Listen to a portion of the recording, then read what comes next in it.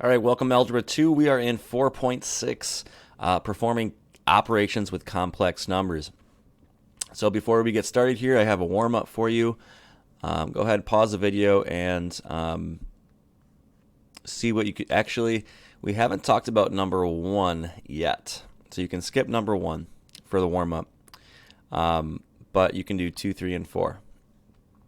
All right, so looking at these problems, number 1, we're gonna do that later today in 4.6. So I'm gonna skip number 1.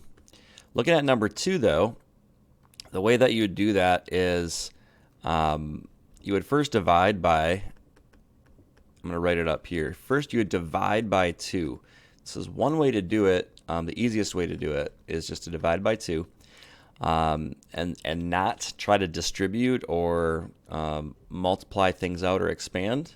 So then I would have x plus 7 squared equals 8. Then I would take a square root to get rid of that root, like we talked about in that last section. So once you have that, then you'd have x plus 7 come out. And remember, on the right-hand side, we'd have plus or minus root 8. And now I would get x by itself. So I would subtract x from both sides, and you would get x equals negative 7. I'm just going to put that out in front, plus or minus the square root of 8. And there's my answer in exact form. Now remember that you can reduce this root 8. So the square root of 8, if we didn't put this in exact or in approximate form and just plug it into our calculator, we took root 8. Remember, we could break that up so that we could reduce it. So we could break it up into 4 times 2, or root 4 times root 2. And that would yield a normal 2 coming out, because that's a perfect square, and then root 2. So a final nice polished version would be negative 7 plus or minus this 2 root 2 for that answer right there. All right, number 3. Number 3 is solving. Okay, so number 3 starts off 5x squared minus 27x equals 18. Now, the problem with number 3 is that you are unable to take a square root in this problem that will solve for x. The problem is that we have an x term right here. And so we are unable to isolate just an x squared term or a squared term without having another term involved that's going to be somewhere in the problem. So this goes back to 4.4, where we are going to put this into standard form so that it equals 0. So I'm going to subtract the 18 from both sides and get this equal to 0. And then I'm going to go ahead and try to factor this, because those are really the only tools, only methods that we've learned so far, is try to factor it or do a square root. So if I can factor it, then I can solve it. So I'm going to go ahead and do snowflake method, and knowing that this is going to be 5, this is going to be 5, and then the top is going to be a times c, so 5 times 18, this would be negative 90 up here. The bottom is negative 27, and now we have to think about what multiplies up to negative 90 and also adds up to negative 27.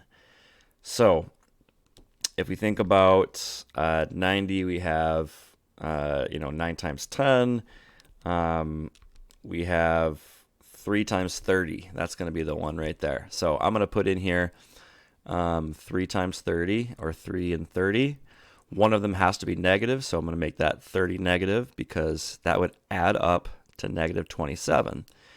And now I know that this factors. I'm going to take this stack right here. That's going to become 5x plus 3 for one of mine.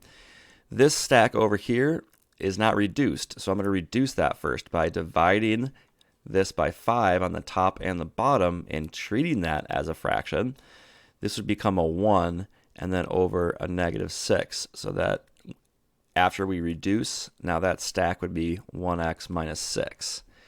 And so this is the correct factorization. And now if we want to go ahead and solve this, we can set each one of these equal to 0. Set that to 0, set that to 0. So we use the zero product property. and therefore we're gonna get negative 3/5 as one answer. If we set x minus 6 to 0, we'll also get x equals 6 as an answer.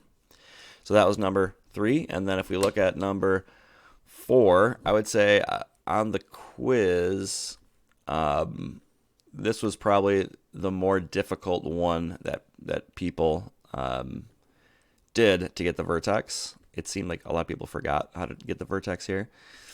So let's do that. Number 4, if you remember, this is in 4.2. Now we're basically thinking about graphing this quadratic right here. And the number one kind of critical point that we need when graphing is the vertex. So this is an intercept form. And so based on the form that's given to us, we are going to basically start there because it's just easiest.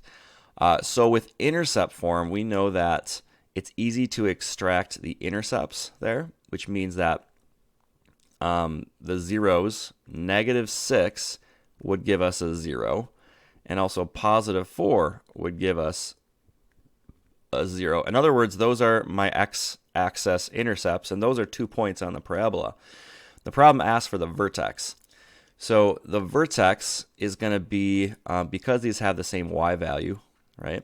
It's basically in between. If I was graphing this, I'd put those points down and just ask you guys, hey, where's the middle of this? And it would make, visual sense, and you can either count it off, or you can just take those x-intercepts and find the average, right? Or just find the middle. So -6 plus 4, and then divide that by 2 to get the average. We'll get -2/2, which is -1. So this is the middle right here. -1 is the middle.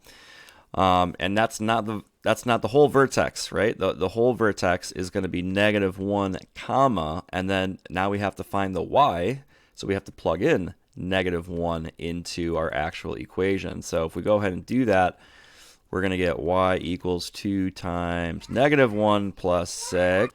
We plug in -1 minus 4, and so this is going to be 2 times 5 times -5. And so that's going to be -50. So the vertex for number 4 is -1 and 50.